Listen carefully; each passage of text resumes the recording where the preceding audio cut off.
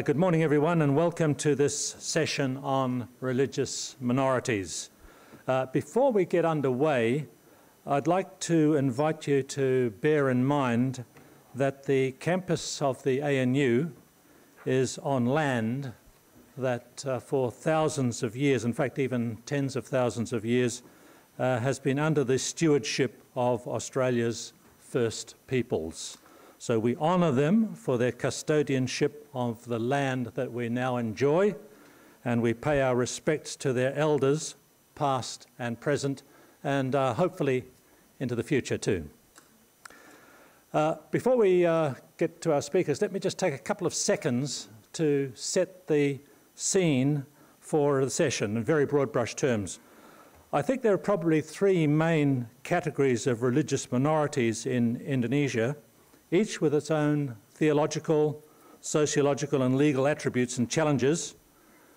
And I'm using basically I'm going to try and mention them here using the definition given yesterday by Robert Cribb, the traditional definition of what a minority is. First, as we are aware, somewhere between 85 and 90% of Indonesians self-identify as Muslims. So the other five so-called official religions are minority religions: Christians, divided into Protestants and Catholics conventionally, Hindus, Buddhists and Confucians, plus what we heard yesterday from Tim Lindsay and Simon Butt, the very interesting notion of beliefs contrasted with religion, and some of these beliefs having a contested but increasingly official recognition in recent times, but still contested. Secondly, within Islam, there are sectarian minorities and splinter movements, often called sempalan, that claim to be Islamic but are rejected as Islamic by representatives of the mainstream. For example, the followers of Ahmadiyya and Shia Muslims, followers of Lia Aminuddin, for example, and perhaps even some of the liturgical variants such as the Watu Telu movements or Muslims in Lombok, maybe the Kebatinan, some of the Kebatinan movements of Java. And third, of course, mainstream Muslims themselves are a minority in certain parts of the country. And in some places they're actually quite a small minority. In Bali, for example, in Flores and Timor, in NTT, in Papua province, Manado, and so on. And finally, ladies and gentlemen, somewhere in this mix, there is the most oppressed and most hidden of the religious minorities of Indonesia, Indonesia's atheists. Now, with that rough and ready typology, let's get down to business. We have, would you join me in welcoming our panel of speakers, please, this morning? Thank you very much. Our first two speakers are Marcus Mietzner and Burhanuddin Muhtadi, who will be putting statistical flesh on the issue of Muslim intolerance towards religious and ethnic minorities. Each of our speakers, well, you two have 20 minutes. Each of our speakers have 20 minutes, and then we will have time for question and answer at the conclusion of the three presentations. So Marcus and Burhan, you have 20 minutes from now. Silakan.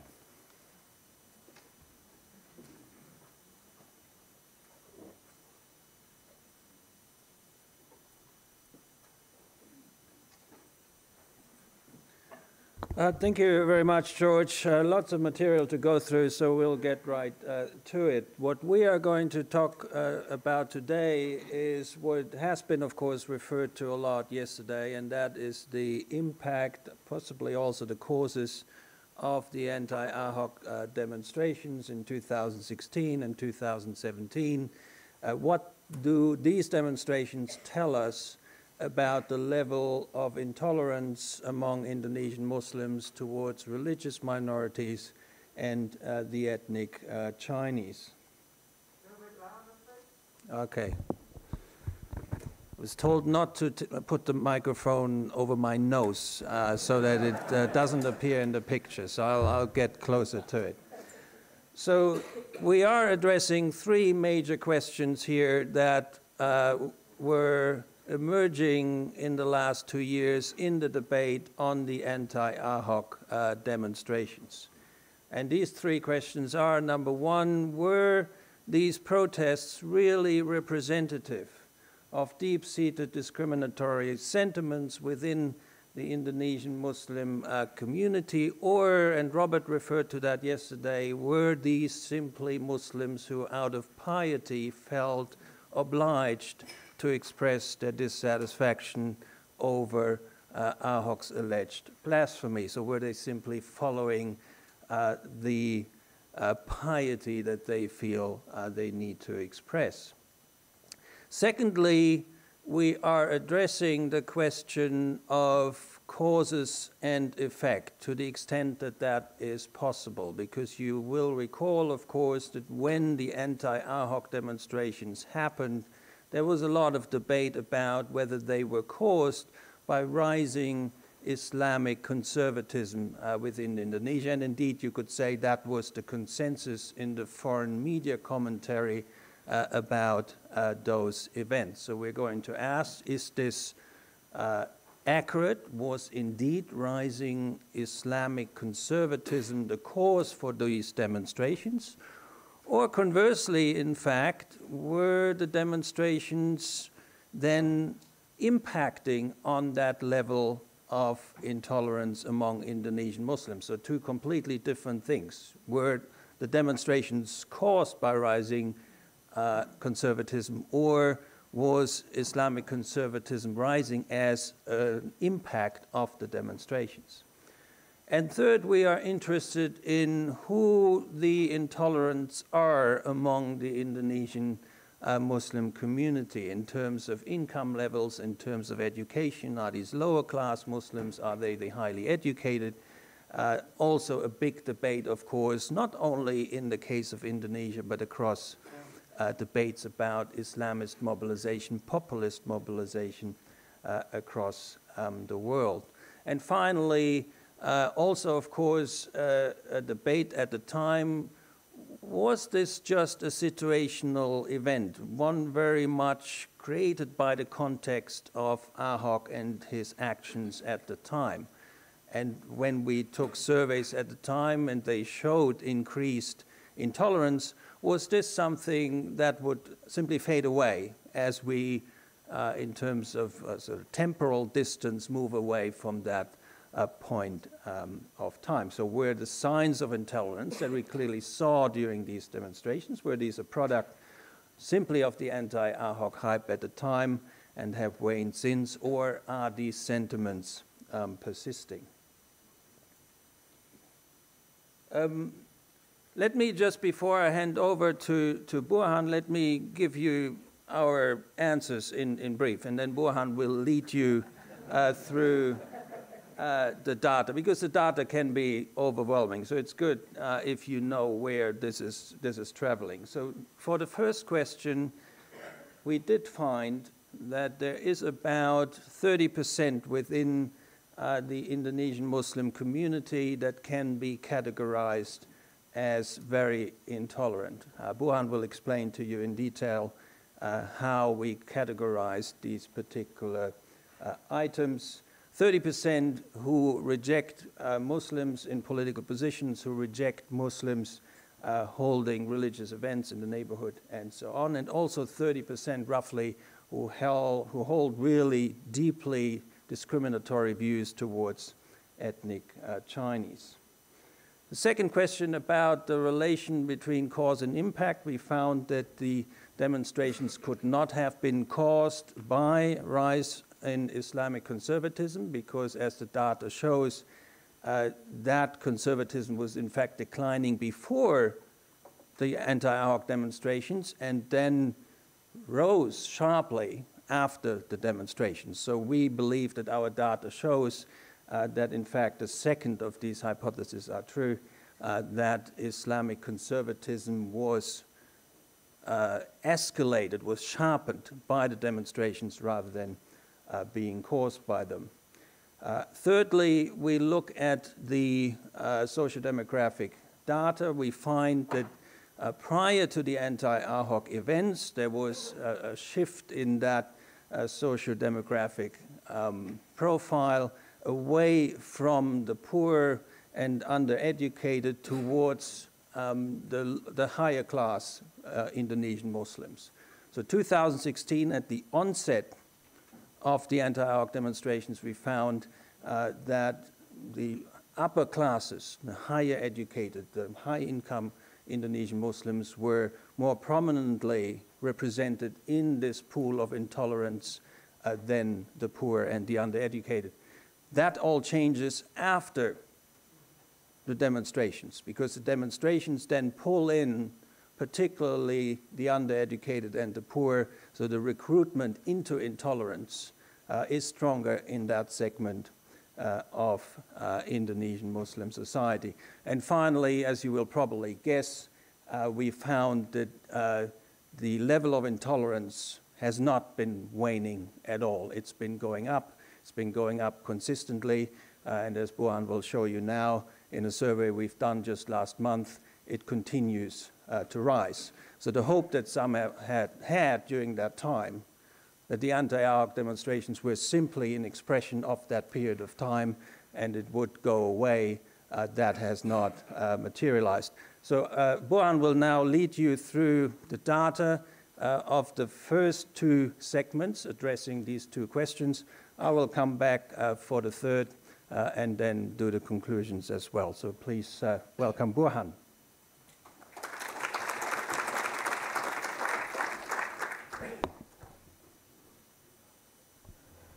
Thanks, Marcus. I would like to start with 2018 figure drawn from national survey we conducted in August by Indonesian Survey Institute. LSI is one of reliable polling organization in Indonesia with a proven track record. You can assess their track record by comparing their pre-election surveys and quick count with official electoral outcomes. And what's the level of intolerance among Indonesian Muslims toward religious and ethnic minorities today? Let me briefly explain the methodology used in the survey. The population of the survey is all Indonesian citizens who have a right to vote. A total of 1,520 respondents were selected by using multi-stage random sampling method. And based on this number of samples, an estimated margin of error is about 2.6% at 95% level, confidence level. And selected respondents were interviewed face-to-face by our trained interviewers. We measure level of Muslim intolerance by using an index created from 6 major questions.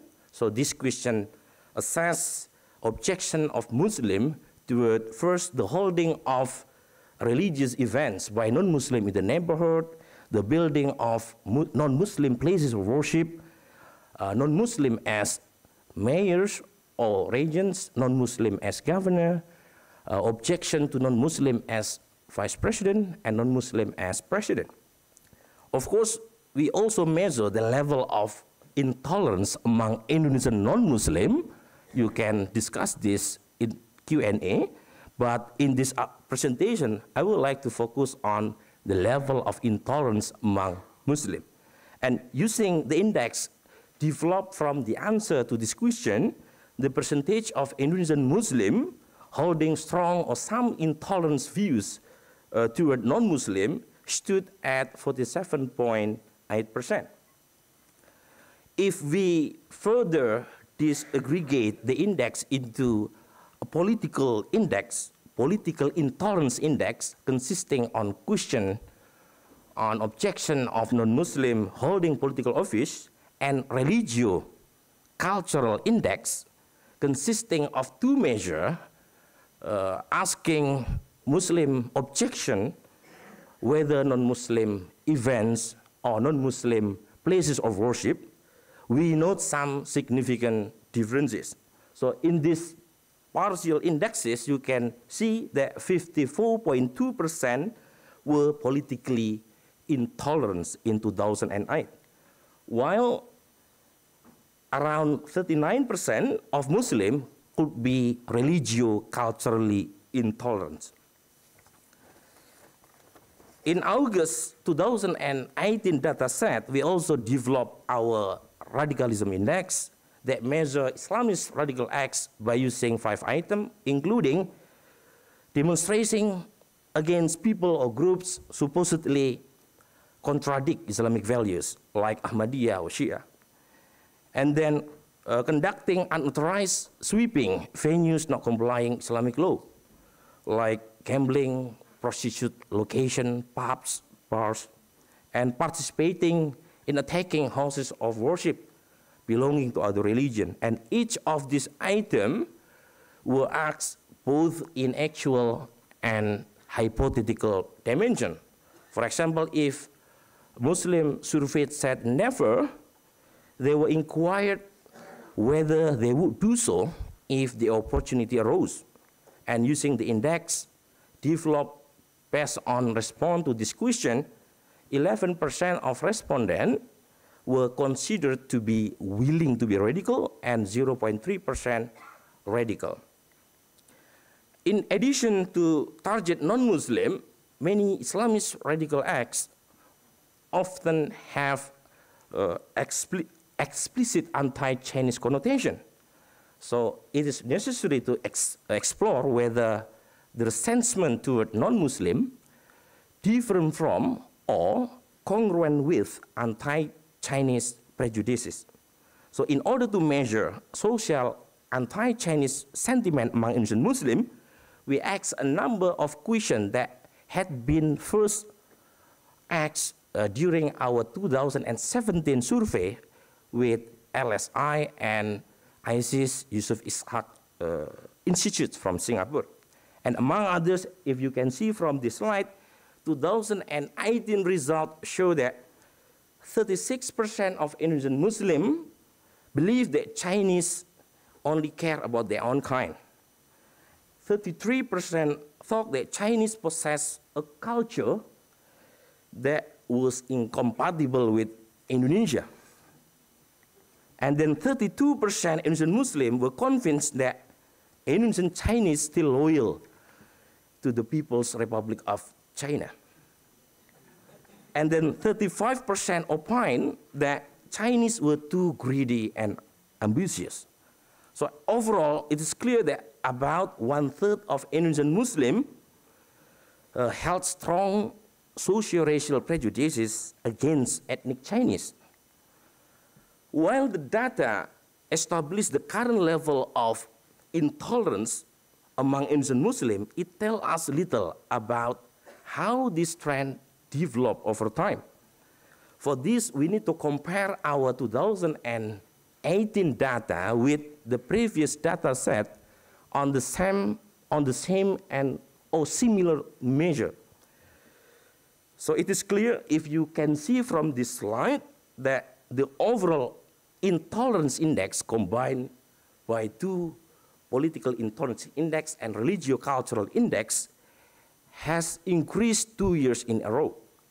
In 2017, it was 50.4, while 2016 was only 48.6. When we disaggregate our intolerance index into a political and religio-cultural sub-indexes, with the former consisting of measures assessing objection to non-Muslim holding political position, of course, if you look at this table, there was a significant change. Prior to the anti-Ahok protests, the average objection of Muslim to non-Muslim holding political position stood at 42%.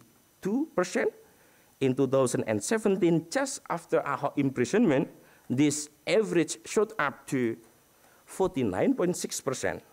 And the objection to non-Muslim holding political office rose again sharply between 2017 and 2018, reaching a record level of 54.6%.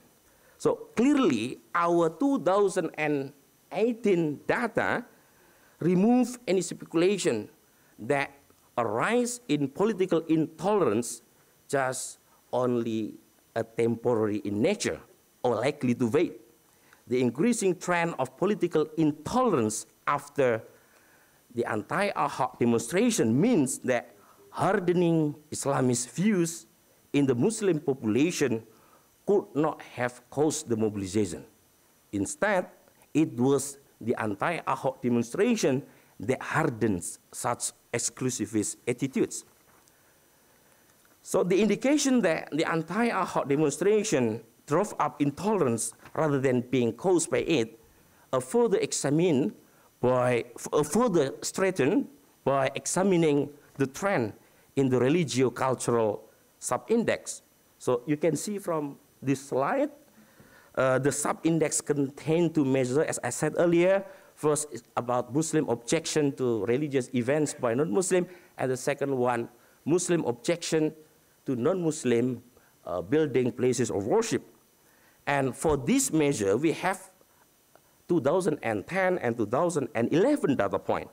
So they show prior to the anti-Ahok demonstration, basically the level of religio-cultural intolerance had been declining dramatically, with objection to non-Muslim houses of worship falling from 64% 2010 to 60.6% 2011 and 52% 2016.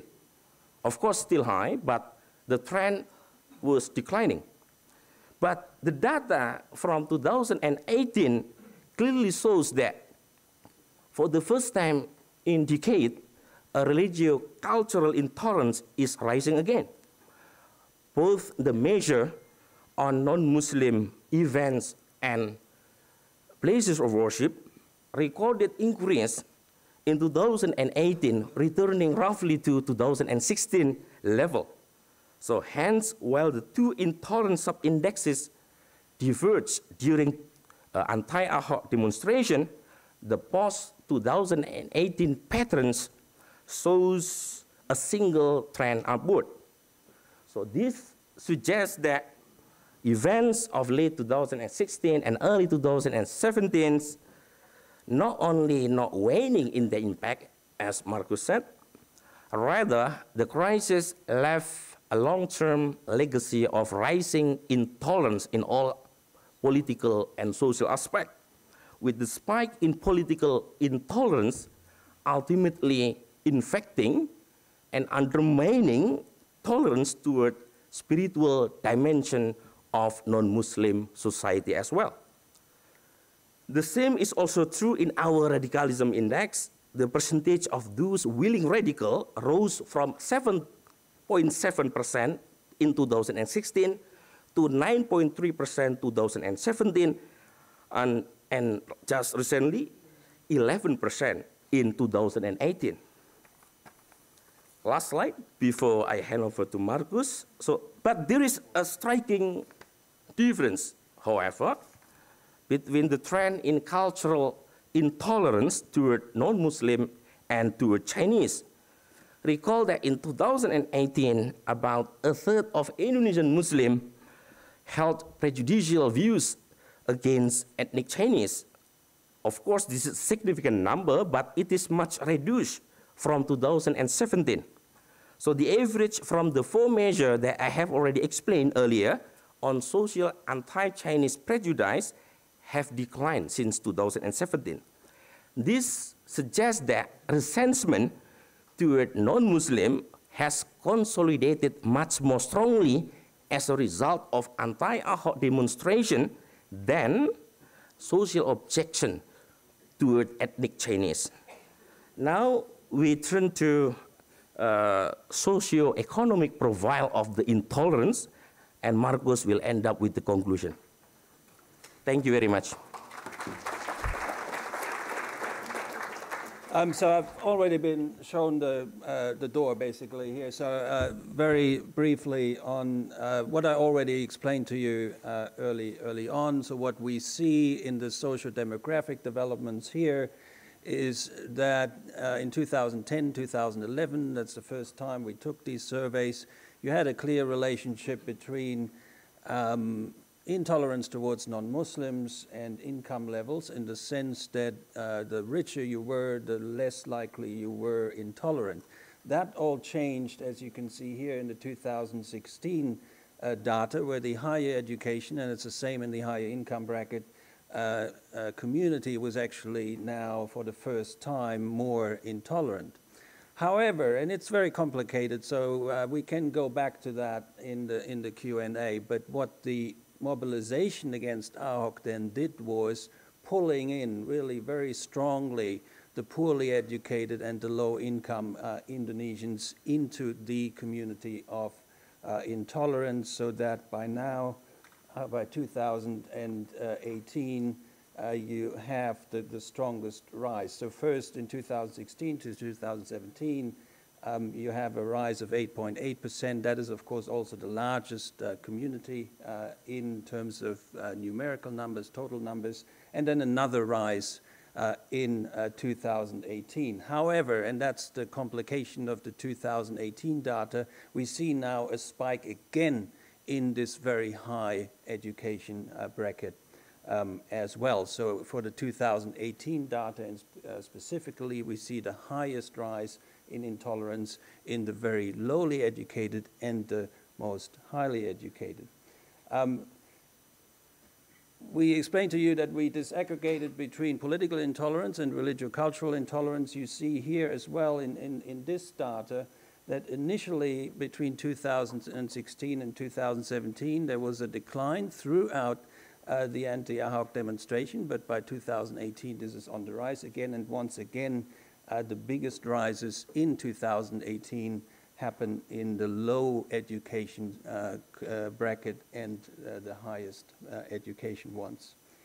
Let me come just briefly to some conclusions. First of all, I think we did show that roughly 30% of Indonesian Muslims hold strongly intolerant views towards non-Muslims and also towards ethnic Chinese. Let me remind you, however, it's very important to state that if you do similar research in Australia, in Europe, in the United States, you find very similar numbers, of course, of prejudices to non-Christians, for instance, to Muslim minorities, and in some cases, the numbers are even worse. So we are not trying to establish a case here of Indonesian exceptionalism. In fact, we're doing the opposite. We're locating Indonesia in a worldwide trend of populism and rise of sectarian sentiments. Secondly, again, this was important for us to establish what were the cause and the impact of the anti-Ahok mobilization. I think we've showed that before the anti-Ahok mobilization, especially in terms of religio-cultural intolerance, so the questions about houses of worship and non-Muslim events in the neighborhood, all of that was declining, and declining, in fact, throughout even the anti-Ahok demonstrations. But for the first time in a decade now, we see that on the rise again after the anti-Ahok demonstration. So clearly, this points to the central role of religio-political entrepreneurs mobilizing intolerance rather than intolerance being the cause for the mobilization. Again, as I indicated, in terms of the socio-demographic profiles of the intolerance, that changes as well as a result of the anti-Ahok demonstrations. It's particularly the poor and the lowly educated that are drawn to these messages of intolerance mobilized by a political religio elite. Finally, again, it's very important to state that whoever thought that this was a temporary event that would fade in time, this is clearly not the case. Our last survey, just last month, taken almost 2 years after the onset of the anti-Ahok demonstrations, shows that intolerance has entered the mainstream. The mainstream is now something that all politicians have to take into account when making key decisions. And Tom has showed you yesterday how Jokowi has responded to that, and the appointment of Ma'ruf Amin, for instance, as the running mate of Jokowi is a direct result of the data we just presented to you. Thank you very much.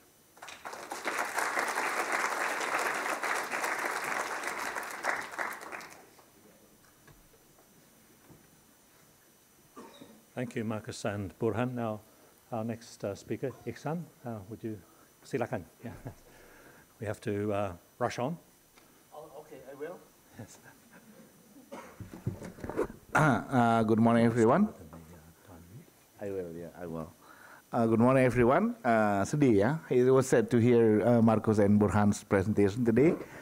But I'm working with Paramadina University. I work with, I have been working in the last 20, 30 years with Paramadina. But please, we have nothing to do with, you know, Jakarta governor now. So please let me stay at least until tomorrow. Don't do. I really am looking forward to see the flowers today. And I really hope that I will be bringing some good news from local politics and FKUB.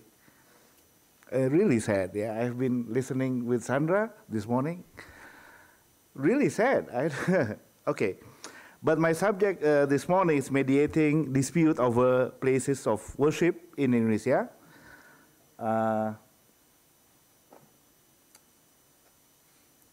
Okay. Sad, Marcus. This is an increasingly important type of religious conflict in Indonesia, especially over the construction of churches in western part of the country, but also lately over the construction of mosques in certain part of eastern Indonesia. So this is, has direct consequences to the relationship between majority and minority religious group in the country. Remember, as George Quinn said before, even if the Christians are generally minority in Indonesia, there are certain Christians group who are majority groups in certain eastern part of Indonesia, of the country.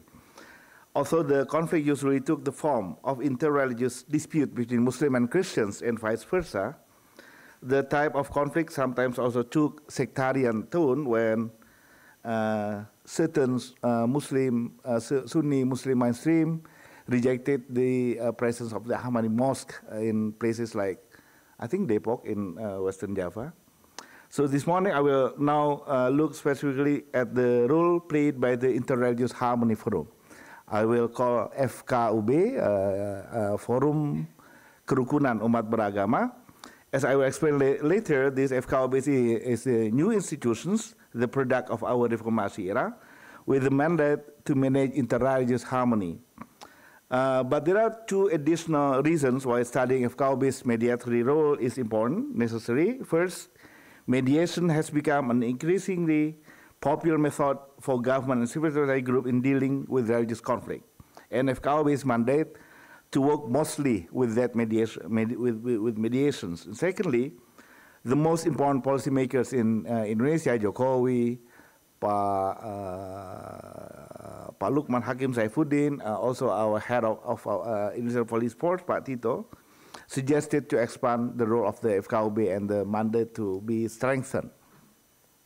This presentation is based on the study of mediation of dispute over the construction of Nur Musafir Mosque in Kupang, in eastern part of Indonesia, in East Nusa Tenggara, and the dispute over a closure of Christian church in Gunung Kidul in Yogyakarta. I will discuss the findings from these two cases with other findings also that we know before. This is part of our larger project that Pusad has been doing with the help of Indonesia Project, KSI, which is Knowledge Sector Initiative, and also with the help from Sandra, Hamid at the Asia Foundations. I would like to make two main observations before in advance. One, with the assistance of FKUB and other civil society groups, local government can quickly and correctly handle religious-based conflict and guarantee the religious freedom of minority groups in some place in Indonesia. And secondly, civil society organization can play a very strategic role in strengthening FKUB and government, both at the local, regional, and national level, in resolving religious conflict. But first of all, what is the FKOB?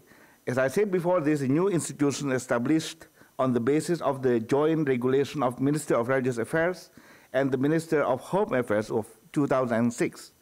This PBM, Peraturan Bersama Menteri, is meant to replace the joint decree of the Minister of Religious Affairs and Minister of Internal Affairs of 1969.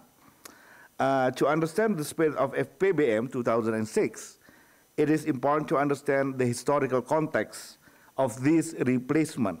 But in short, we can conclude that the new regulations is meant to be more democratic than the one that was ordered before. Under the new order, if a religious community plan to build a house of worship, they must have permission from local government head. In practice, however, local government head only issued a permit if they already had a recommendation from the military-led Special Territorial Administration, Pelaksana Laksusda, Pelaksana Daerah. If you get the permission from Laksusda, so everything would be smooth and easy. Under Reformasi era, the new regulations specifically address which organization should have the authority to maintain interreligious harmony, what are the mechanisms behind the granting of permits for construction of places of worship, and what are the means for resolution of conflict should it occur. And here is where FKOB came in. Here, under the Reformasi era, maintaining interreligious harmony is seen as the collective responsibility of both the government and the religious communities. The government is represented by the governor on the provincial level and the region or major at the regency level. On the other hand, the aspirations of religious communities are represented by religious leaders in the FKOB, this is interfaith, interreligious organizations. There are 21 members of the FKOB at the provincial level, and there are 17 members of the FKOB at the region and city level. On my slide, you can see Jokowi has a meeting with the FKOB officials from all provinces in the police. Jokowi summoned them and asked their support to ease the tensions after the Jakarta elections. Some of them, the FKOB officials, quite cynically say that Jokowi and his men only called them when he and other men really need them, but left them unfunded when they don't need them.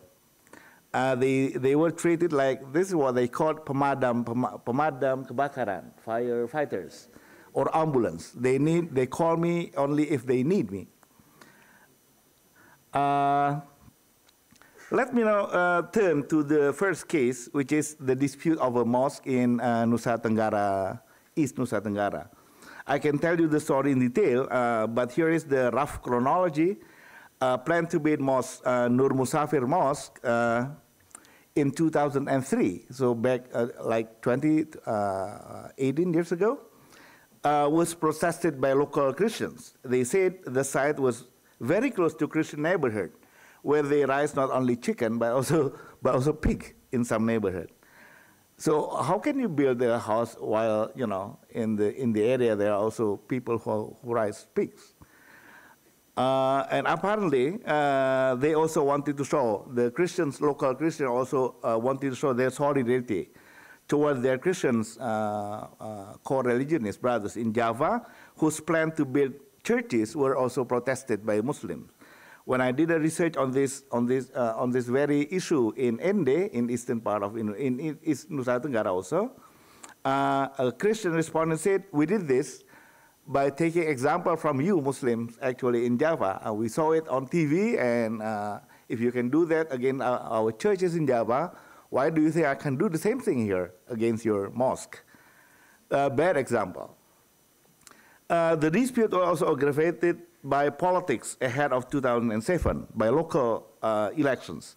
Kupang Major and Deputy Major who won the election and ran for from 2007 to 2012, won the election with the support from the PKB. Everyone knows, I think, PKB is the Partai Kebangsaan, National. Well, they said National Erection Party, but it's actually National Renaissance Party, right? Okay, Awakening Party. 5 minutes, okay. Because of the above protest, the initial site was relocated in 2008, and the permit to build mosque was released by FKB in 2010. But this new plan also protested. Some local Christians accused that there was manipulation to collect signatures needed to get the construction permit. So the dispute continued. In 2011, local election again complicated the conflict, but this time the incumbent lost and the new independent candidate won. So this is also good news from local politics. And soon after that, in early 2013, the new elected mayor established a fact-finding team to investigate the dispute. And based on this finding, the new mayor officially terminated the mosque construction plan.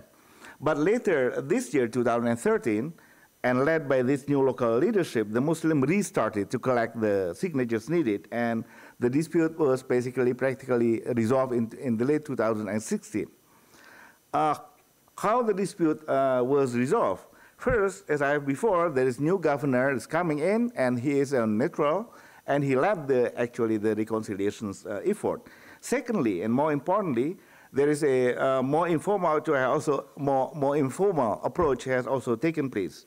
Civil society organizations played a major role to ease the tensions, particularly peacemaker youth community at Kupang, Kompak. They did interfaith dialogue, particularly among the local youth. They demanded more commitment from local government and religious leaders, and they also encouraged Muslims to voice their demand for the new mosque. Third, learning from there was also learning from the voice of the victim in Java. A human rights organization called Sobat KBB, Solidarity for the Victim of Discrimination Against Religious Freedom and Belief, invited activists such as Parti Panjaitan. You can see in the picture, he said, actually, you are not the victim, I am the victim. I am the victim of the religious discrimination in Bekasi, and I do not want to see this kind happening also in this place. Please, peace, let peace came from the east to the west. Let the east let the east give a good example to the west. That's good news from. Let me turn to the second case, and I'll end with some conclusions. While the first dispute in Kupang concerned the construction of mosques, this time it concerned the Christian church in Yogyakarta. In 2010 and 11, some Muslims protested against the Pantai Coastal Church in Indonesia that hosted a community service program, KKN actually, for seminary in Semarang. They accused this kind of Christianizations. 2013, further mobilization took place. Local Muslim invited a speaker from Front Jihad Islam, a notorious vigilante group in Yogyakarta, for Tabligh Akbar. In the speech, he demanded the church to be closed and the reverend to be expelled from the village. In 2014, a civil society group, again, assisted the church leader to demand more commitment from the FKB and local government, and in 2011, 2016, local government led negotiation and the dispute was finally over. How, again, the dispute was over? It started with the NGO advocacy. On November 2014, Bhinneka Tunggal Ika National Alliance, ANBTI, one of the most active civil society organizations in Jakarta and around the country, actually, invited a church leader to workshop on freedom of religion. They endorsed non-legal approach to settle the issue. In early 2015, the church leaders started approaching the local government to respond to reopen the church. And this time, local government was quite responsive. Gunung Kidul region appointed the first regional assistant, ASDA, assistant daerah, Tommy Harahap, in the picture, who handled government affairs to resolve the case. And very interestingly, Tommy came from a military family and admits to love Pancasila and Sukarno, both Sukarno and Soeharto.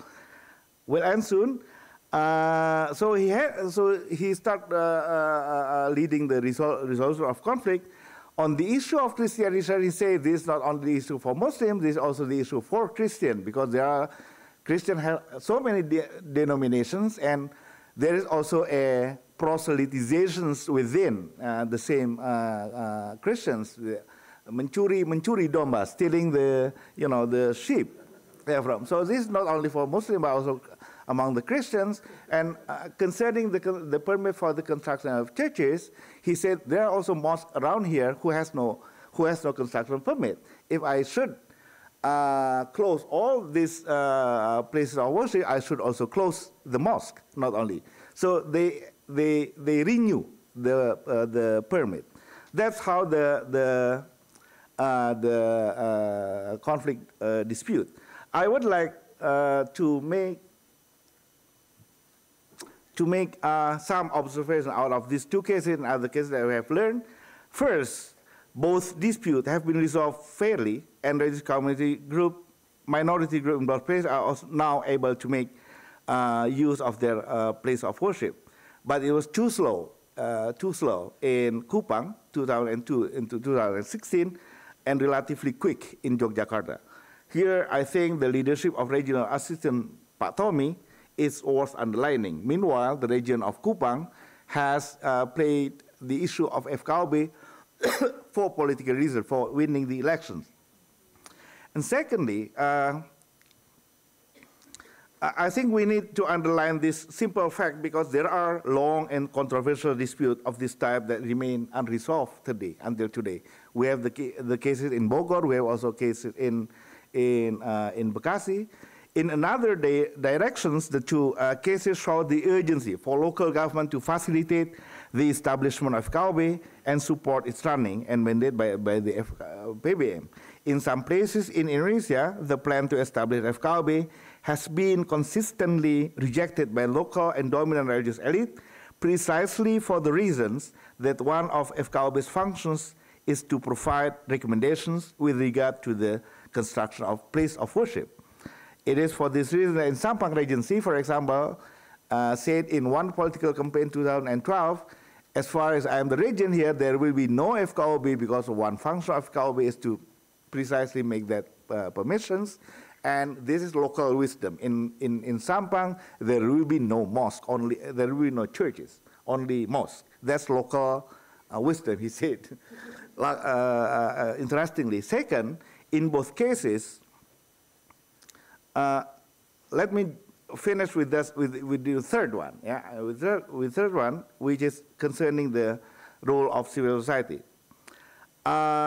Both in Yogyakarta and West Lombok, the support from civil society and NGO activists working on peace and pluralism issues played very significant role in pushing reconciliation among disputing communities. They empowered the position of minority groups so that the minority group could negotiate their cases.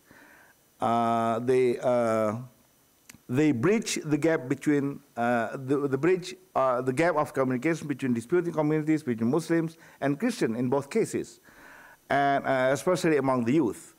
Their role are similarly crucial in encouraging and in controlling the government at the local and national and provincial level to solve the issue fairly. In West Lombok, for example, we've seen they have successfully monitored politicians from manipulating the issue of FKB for political reasons in 2012. I'm looking forward to Q&A with you all. Thank you. So, really hope that this is a little bit good news from Indonesia.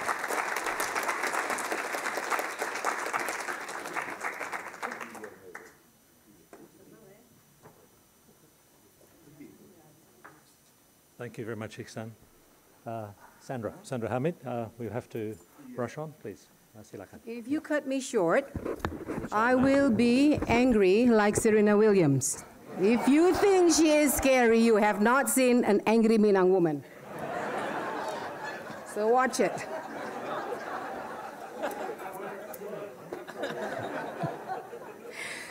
So, Assalamualaikum warahmatullahi wabarakatuh. We have been talking about Islam. I haven't heard the word being uttered, so salam. Words of thanks to Pak Greg, Ibu Roni, terima kasih Indonesia Project. I'm so honored to be back here. My paper presents Indonesian state and society's attention to issues in and around intolerance, radicalism, and terrorism. In particular, we are going to see the actions of both states and communities. Terlalu keras ya? Minang woman. In particular, we're going to see the actions of both states and society in the last 18 months, during which time strong narratives against the issues have been documented. An increased interest in the issue potentially could be a good basis to support Indonesian minorities. However, to date, we have yet to see the national debate on pluralism, on tolerance, to be benefiting the minority. To explore the issues, this presentation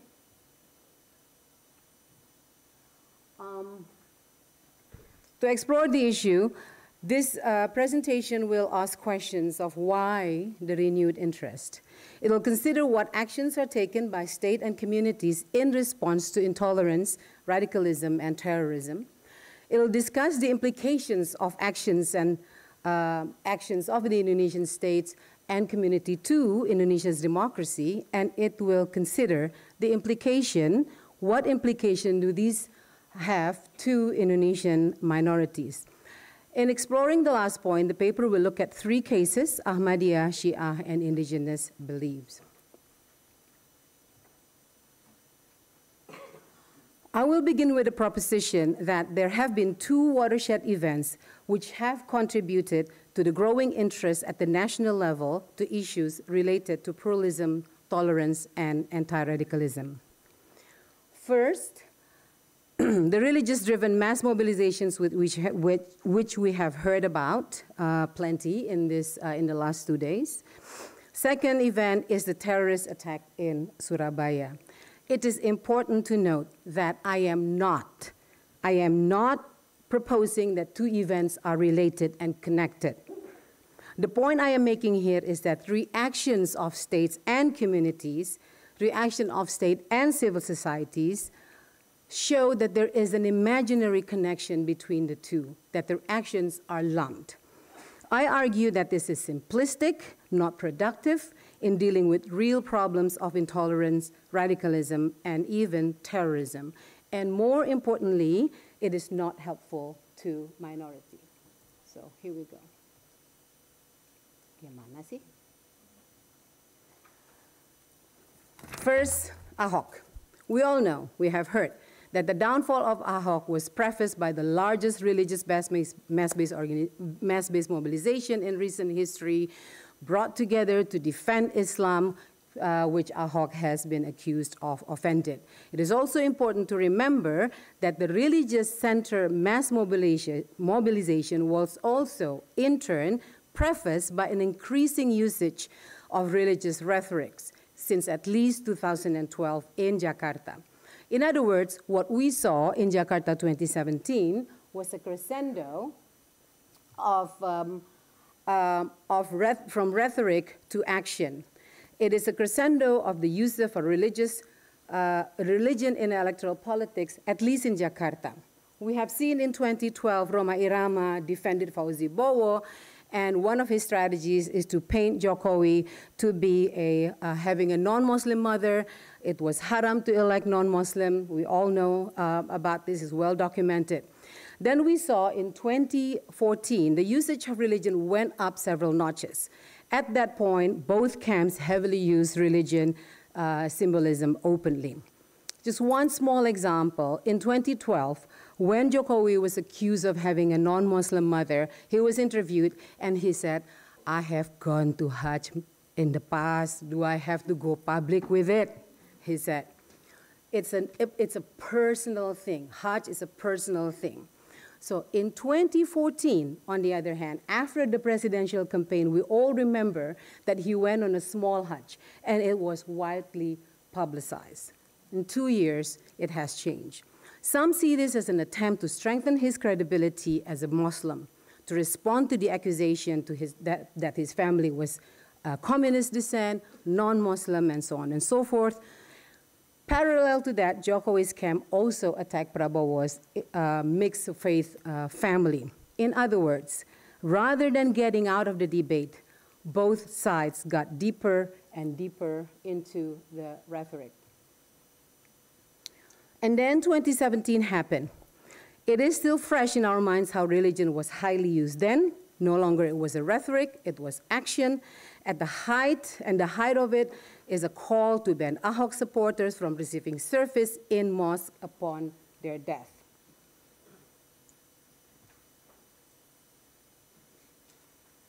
No comment.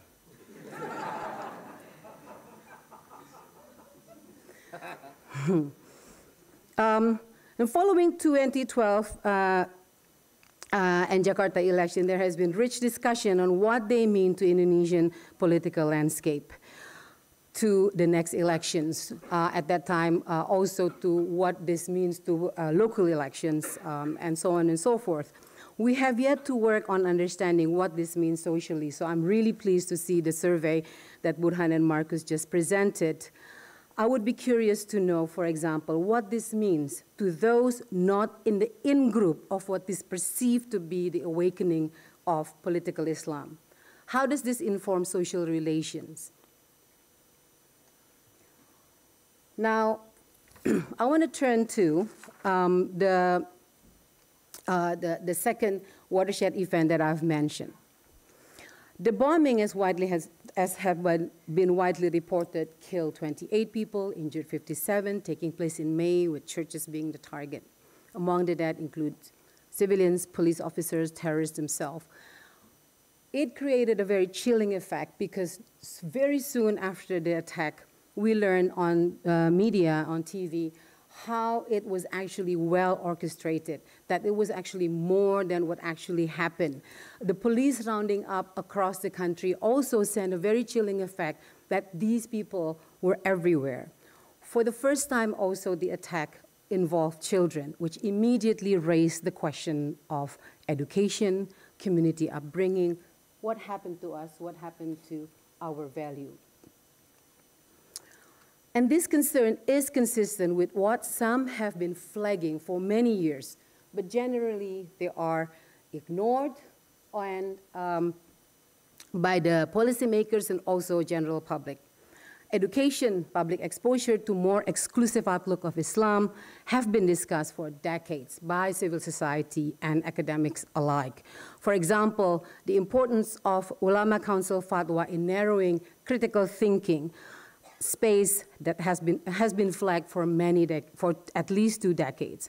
Fatwa against liberalism, pluralism, for example, have been the focus of research by many people, among other the conservative turn that we saw up here from Van Bruinissen's. Public expression of Islam has also been carefully documented. Pak Greg has done important work on that, and Consuming Islam, that discusses the usage of Islam in banking, entertainment, choice of words in everyday conversation, and so on and so forth. And I have myself argued elsewhere that this movement is felt in the daily life of many. Preliminary work on this shows that social relations are actually changing, and even long-held tradition of communal activities are also shifting values. In a way, intolerance is normalized in everyday life. Now, at this juncture, I would like to conclude the discussion on 2 watershed events with these 2 points, that the mass mobilization of Muslims in electoral politics that have brought Ahok down has to be put in the context of changing social relations brought about by the more prominent presence of exclusive practice of Islam. When Surabaya happened, with the chilling effects that we have discussed, state and community responded. And in their response, we can see how what essentially a religious populist movement orchestrated around election time was subsequently linked to extreme violence events. A strong shade of a pluralistic country under attack was clearly on display, as we talked about the response later. Rhetoric and actions taken by both state and communities will be the focus of the remaining part of this presentation. The state responded by cracking down the terrorist networks, understandably so. Various reports stated that almost 200 were detained, 20 of them killed on the spot. The state also responded in cleaning up the house. For example, in May this year, National Body for Combating Terrorists, BNPT, used a research finding that revealed prestigious state universities, some of them, I'm sure there's some Indonesian alumni of this university, UI, ITB, IPB, Undip, ITS, UNIR, UNBRAW, UNER. These are prestigious state universities. There's a study that says that they have been infiltrated by the radical groups. These state universities subsequently made very public announcement that they are cleaning the house, that they're fighting radicals, that they're fighting terrorists. UGM, in fact, did a restructuring of the masjid, of their masjid. Indonesian government also took the opportunity to extend its control, to exert its control to the perceived radicals or extremists. In this slide, the HTI banning was used as the cause, and they would go for speakers that supposedly are linked to HTI.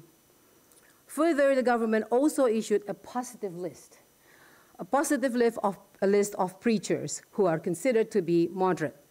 And lastly, the government cracked down social media accounts and websites perceived to be spreading radical teachings. In one unpublished report, the researchers who interviewed police said that at least 10 accounts were brought down every day that had hate speech or hoax or radical content. In the meantime, narrative connecting 212 movement as a radical movement is also common.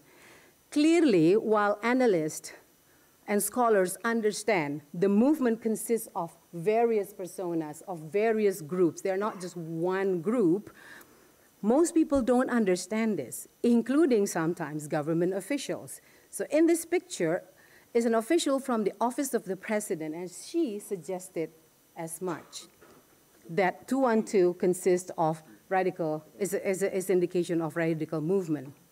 So we start to see these claims of characteristic of terrorists. If you see this description, any group within Islamic group movement can fall under this category. They lead an exclusive life. They often call others kafir, always claim the truth. The question is, are these really characteristic of terrorists? Are these not closely describing maybe conservatism, maybe even piety, or simply intolerant? Another state's response we documented while picking up old is the picking up of old researches done by CSO that was more on intolerant issues than state turned it into to be radical and terrorism issue. For example, P3M in 2012 launched a research of intolerant messages coming out from 41 mosques that they researched out of 100. For the longest time, the research didn't go anywhere, but all of a sudden, angry Minang woman, but all of a sudden, it is actually picked up about radicalism. So, and the community, how about the community? Similarly, we see memes circulating on social media on the characteristic of terrorists. Labeling and banning are two strategies taken up. Basically, those not considered to be promoting tolerance are at risk to being put in the same categories of radicals. Among many organizations, NU affiliated by Ansor and Banser are the most active. And there's also this link between civil society and the military. So we see this more and more these days, the linking between the military and the civil society in bringing down terrorists. I will now turn to the next part of our discussion of the paper, where consequences to democracy and to the plight of the minority. For democracy, I don't think I need to belabor the point. Tom Power has already rang the bell very loudly yesterday. Clearly, we have seen that strategies long applied by intolerant groups and criticized by religious tolerance activists are currently being applied by those supporting pluralism. Labeling, persecution, banning have been taken place. In the past, CSO have been reaching out to police to stop the intolerant groups from doing so, and now they're doing it. Fighting over academic independence has been an important issue that is on our agenda for the longest time, but now we welcome the state to clean up the university. In other words, the threat to our democracy is clear as civic movement to protect tolerance crosses paths with anti-radicalism and anti-terrorism work. In the next 3 slides, I will be talking about the renewed interest in the issue and what are the consequences to these 3 groups, and I will be fast.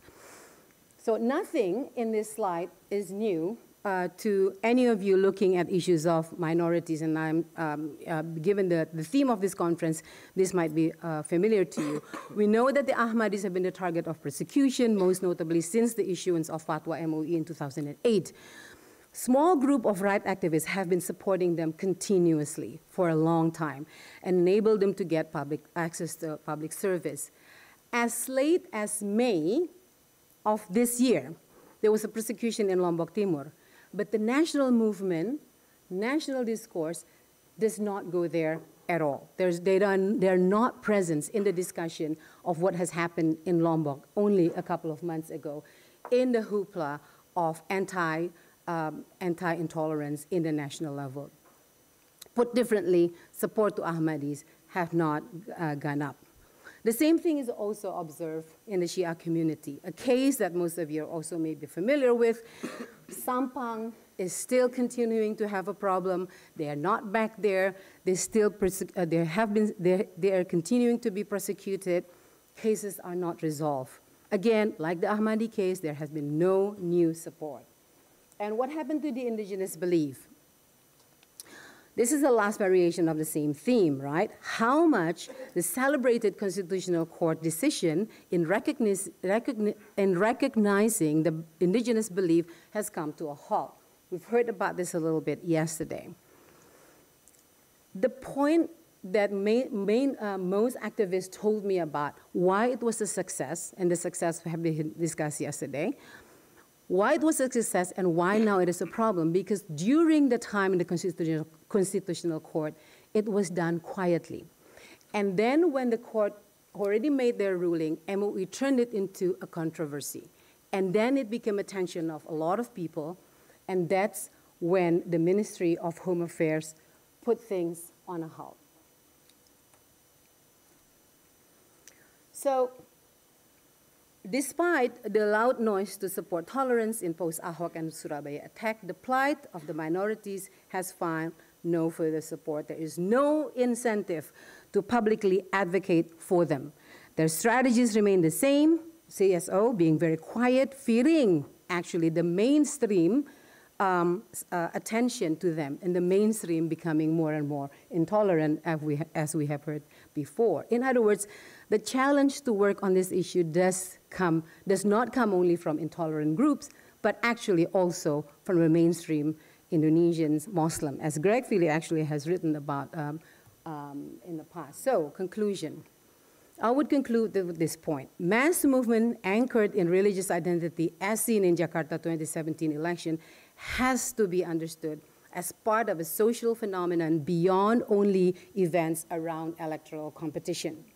The movement has to be put in the context of a long, sustained development which has increased the presence of religion in the public sphere.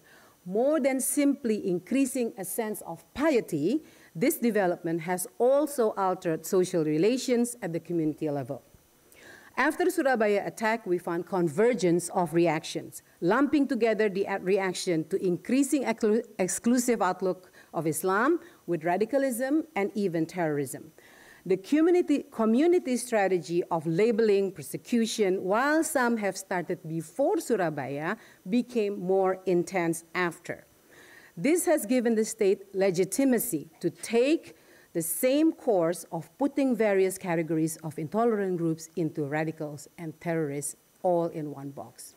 This, as I have argued, is detrimental to our democracy. It has continued the trend of narrowing civic space, but this time done in the name of protecting tolerance. And for the very marginalized groups, the religious minorities, we have seen that there has been no benefit of the national attention to pluralism. One last note, which I have thought about after hearing Tim Lindsay's remark yesterday to Sidney Jones' question. Tim stated that civil society is one of the most important sources for reform, our hope for reform. And therefore, as I read my talking points last night in preparation for this morning, I realized that how high the stake is. Civil society has been the strongest pillar in advocating for tolerance. But now, many of them found the need to take, the quote from Marcus, illiberal strategies to deal with undemocratic forces. I saw that in Tom's presentation. This may say something about what they are facing. This may say something about the level of their concern of the risk posed by the phenomenon in front of them.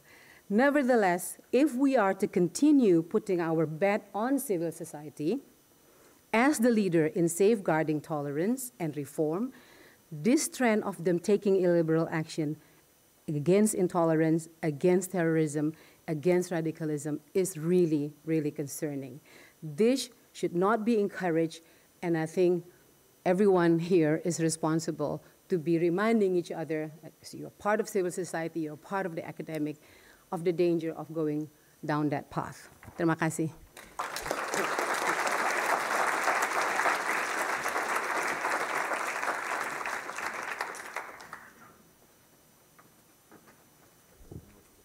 Thank you very much, Sandra. I'm glad you, as umpire here, I'm glad you managed to keep your inner Serena under control. It didn't appear. Now we may just take a small bite out of the morning tea, but very small. We have time for questions and comments. Please keep your questions and comments short, and please indicate who it is on the panel that you would like to direct them to, if anyone, so that we can get as maximum number. And we'll take 3 questions at a time. Okay, one here from different parts of the hall. Robert, up there. So 1, 2, another one up there. Yes, lady there. Yeah. Okay, please. Okay. My question is to Marcus and Burhanuddin. And your research showed that intolerance increased with education level, which is not only counterintuitive, but there's a whole truckload of research showing that in general, higher education, one of its major outcomes is increased tolerance. Now, admittedly, that research is primarily in Western countries. So my question is, why is the reverse in Indonesia? Next, Robert. Robert Cribb. It's also for Marcus and Burhan. You offered to comment on prejudice and intolerance amongst non-Muslim groups. So I'd like to invite you to do that, especially in relation to ethnicity. Yes, so I have a question to Mr. Muhtadi. So it relates to the religio-cultural intolerance graph. So you show it from 2010. Mr. Muhtadi, did you? Okay, so, right. So the graph, it's about religio-cultural intolerance. Should I stand up? Okay. So it's about religio-cultural intolerance graph that you showed from 2010 until 2018. Yeah. So it seems to me from 2016 to 2018, the trend is quite stable, unless you can give me a statistical significance difference between those two. And then the second question is to Mr. Marcus. I'll keep it short. This is related to the same graph. The 2010 and 2011, the intolerance is already high. Do you think this demonstration is only just a switch on button? So it reminds people again that they are intolerant, and then now it's a norm that everybody is becoming intolerant, becomes a norm, so they become intolerant again. Thank you. Marcus and Burhan, if you care to respond. The first question, classic modernization theory assumptions that higher education leads to lower intolerance. Again, our data shows that in the Indonesian case, that doesn't necessarily work. We have published on that in separate articles. You might want to look that up in the Asian Studies Review.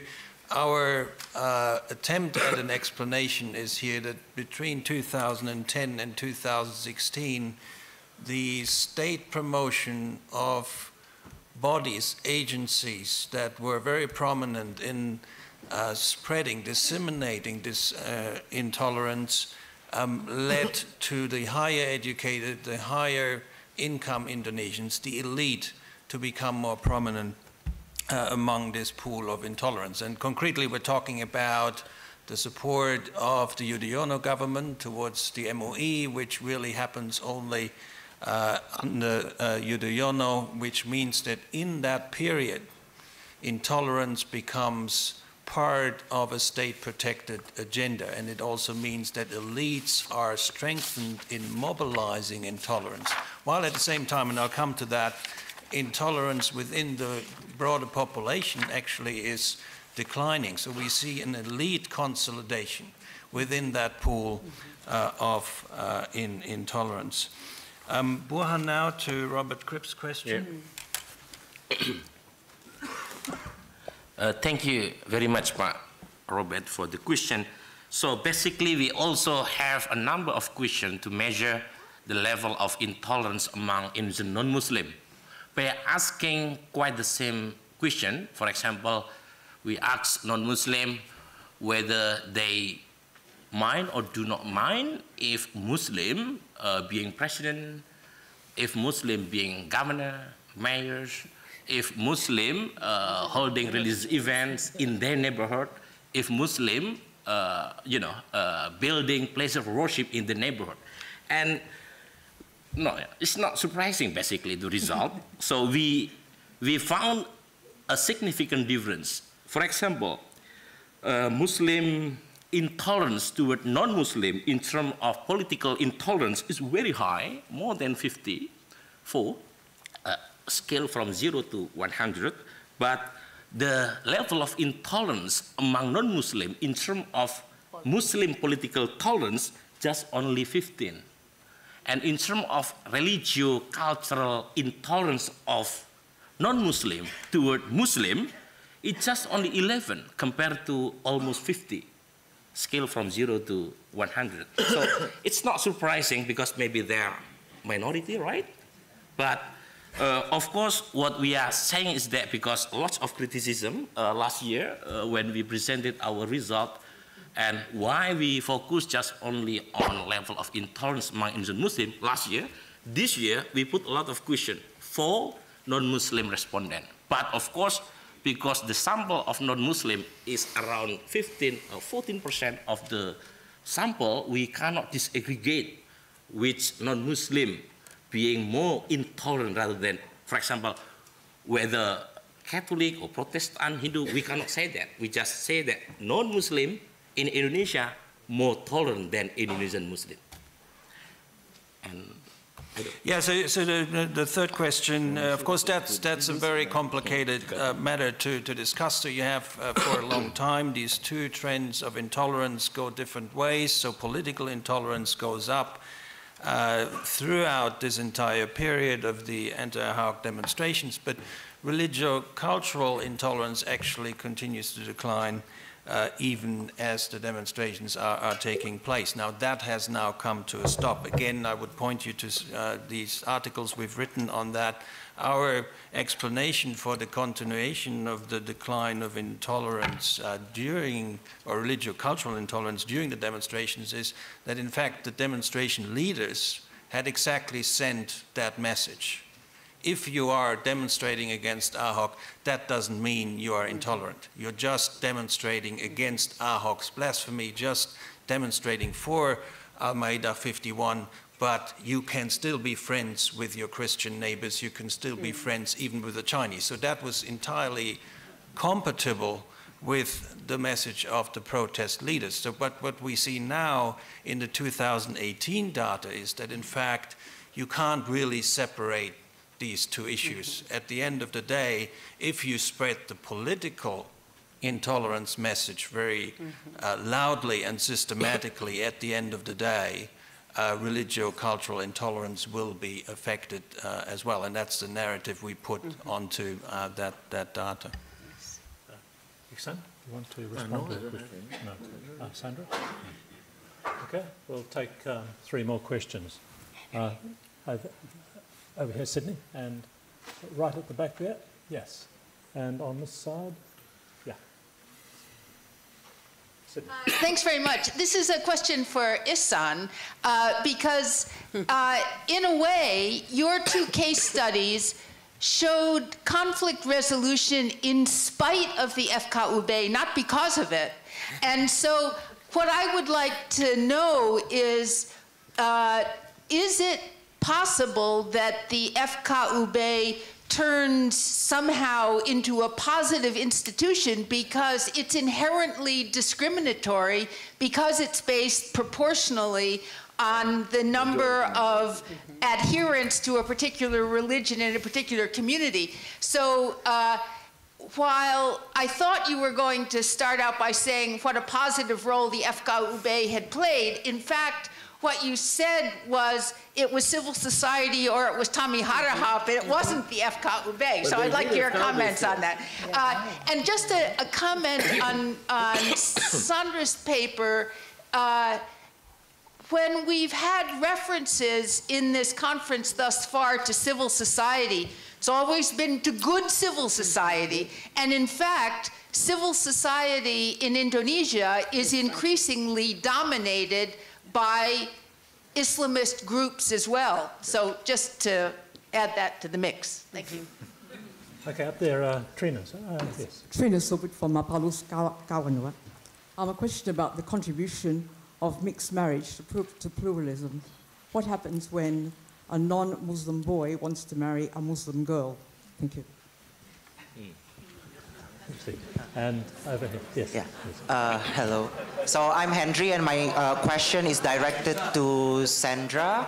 That's an awesome presentation, Bu Sandra. But I'm quite interested in the construction of the figure of terrorists, particularly in this let's say in the times of war on terror by Western countries.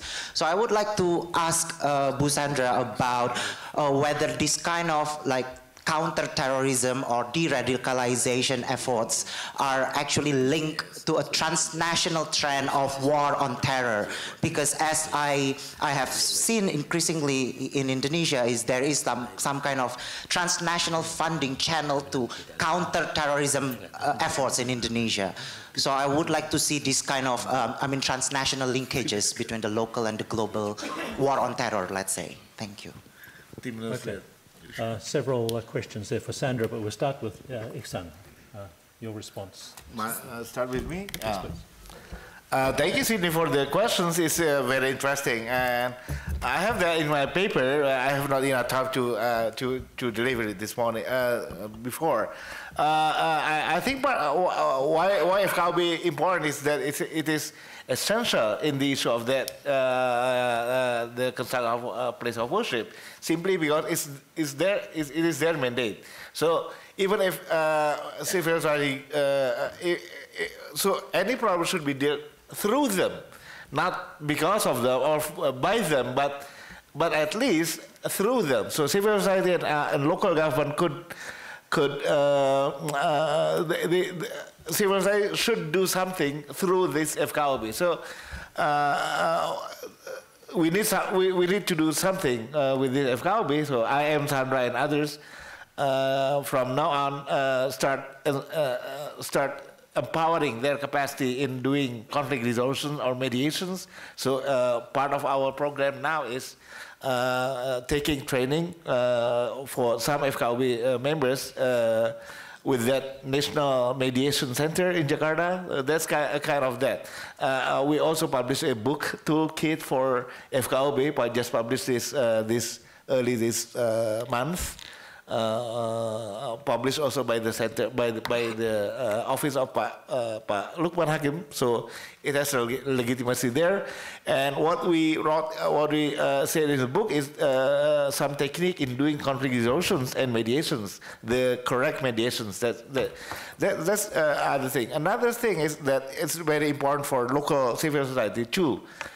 Again, in contact with the FKOB, in some part of and I think this is good news, some of the activists in Banjarmasin, for example, in Pontianak, became a member of the FKOB. 2 months ago, I asked this Nurholis Majid, someone who is very known widely for doing pluralism advocacy in Banjarmasin. He is now part of the FKOB. And I think you did a report on Pontianak, and you said, I think early August, you said that one reason why violence didn't take place in Pontianak is that there were civil society doing certain things in there. Actually, that civil society is ours. It's Paramadina, and working with Mafindo, Anti-Hoax Center. We established the Anti-Hoax, the first Anti-Hoax Center in Indonesia, actually, in Pontianak, and also working with the FKOB. And this FKOB, the head of the FKOB of the Kalimantan, I think West Kalimantan, right? Yeah, West Kalimantan is a professor in a state Islamic university. He is very enlightened. So we did that campaign against the use of identity politics in Pontianak with the FKOB. Mm-hmm. So FKOB itself, as you know, there are conflicting, ambiguous role played by FKOB, but we can do something through FKOB by asking more civil society activists to be involved in FKOB, and also communicating with the FKOB to control them somehow. Mm-hmm.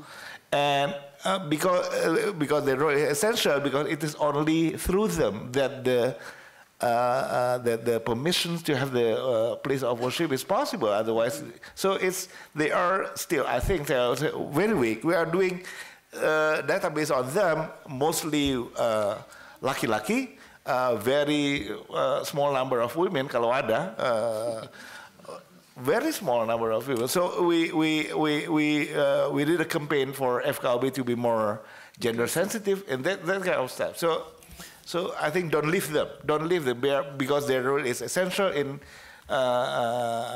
writing a permission to this kind of stuff. So another thing that from Reformasi era is that they have to negotiate with people. Yep. I'm done. Okay. Thank you. Now, Sandra, you have several issues to respond to. 2 issues, actually. Nggak mau, kamu aja. It's Tim. Yeah. It's Tim job. Yeah, the Tim Lindsay to answer the mixed marriage. But just very quickly, Sydney, I think you're right that there's a lot of things in the mix right now. But one of the points that I'd like to make is actually the ones that are actually usually doing work to protect tolerance in a way right now is being sucked into taking actions that are not necessarily for tolerance. Easy examples would be how Banser usually is the one protecting Ibu Nur buka puasa bersama in masjid during Ramadan, right? Look what they're doing right now, right? And so it's something that is, I think, of concern. So it's not just new actor, but I think the same actor shifting to another side. Now, on Henry's question, I don't think I have data on that. But what I can say is this, that a lot of the donor money from the States, from Australia, with this whole countering violent extremism money, or CVE, is coming to Indonesia, right? And I think with that also some perspective of how to deal with terrorism. And in it also, and it comes also with some perspective on prevention. And a lot of the civil society that actually do not have capacity or history in the past working on terrorism, working on de-radicalization, all of a sudden found themselves in work related to that issues. They usually work on pluralism, promoting tolerance and all that, and all of a sudden their language change and they have to consider radicalization as well in that. Just very quickly on kawin campur, it's very hard, I'm not an expert, but if you want to marry in the mosque with Islamic, with KUA, Marriage Registrar's Office, it will be impossible. You will have to register your marriage as a civic marriage. But Tim will know more. Okay, now I'm going to take a couple more questions. I'm going to take a little bite out of the morning tea, but they keep the questions very short over here. No, we wanted Tim to respond to the mixed marriage issue because we were all confused about that. Yeah, Tim.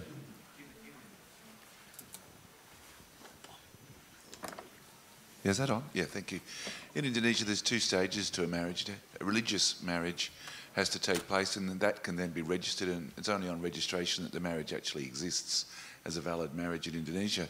So the question for mixed marriages is whether the religion in question tolerates a marriage, an interreligious, interfaith marriage. And of course, the general principle for a Muslim marriage is that a Muslim man can marry a Muslim, Jewish or Christian wife, but a Muslim woman can only marry a Muslim man. That would be the normal position, and that would make most interreligious marriages impossible. Not all, obviously, but most of them. And then, of course, the position of other religions also can be limiting, although less so than Islam. It depends on the sect in particular, the particular stream of the religion as to whether it will tolerate a marriage. But if you are in one of the categories that's not tolerated, then you can't have a religious marriage, and it becomes extremely difficult then to have a marriage that can be registered. What I would say to finish this off is that practices differ, however, around Indonesia, and there are certain areas where the registry is known to be extremely tolerant and not to apply the rules, and interfaith marriages that are probably impossible according to religion can still be registered in certain places that are quite well known to people, although that's really just because the registry ignores the rules. The last point to make is that actually Indonesia recognises marriages made overseas. So there are certain circumstances in which people can go overseas, get married in a marriage that's probably not legitimate in Indonesia, and it may then in some circumstances be recognised in Indonesia. So how's that for a ridiculously complex answer to a straightforward question? Good luck. Okay, now I'm going to take one more question, provided it's a very ultra-short question. Yes, thank you.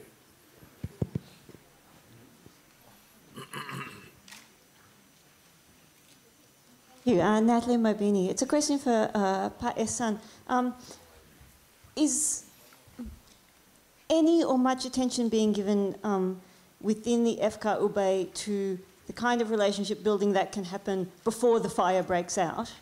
And you know, is there space and resources for work in that area? And I'm also wondering whether they have any current structural ability to involve the others.